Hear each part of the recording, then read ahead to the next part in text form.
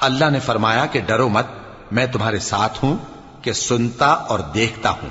اچھا تو اس کے پاس جاؤ اور کہو کہ ہم آپ کے پروردگار کے بھیجے ہوئے ہیں، تو بنی اسرائیل کو ہمارے ساتھ جانے کی اجازت دیجیے اور انہیں عذاب نہ کیجیے۔ ہم آپ کے پاس آپ کے پروردگار کی طرف سے نشانی لے کر آئے ہیں، اور جو ہدایت کی بات مانے اس کو سلامتی ہو۔ ہماری طرف یہ وحی آئی ہے کہ جو جھٹلائے اور منہ پھیرے اس کے لیے عذاب تیار ہے۔ غرض موسیٰ اور ہارون فرعون کے پاس گئے، اس نے کہا کہ موسیٰ تمہارا پروردگار کون ہے؟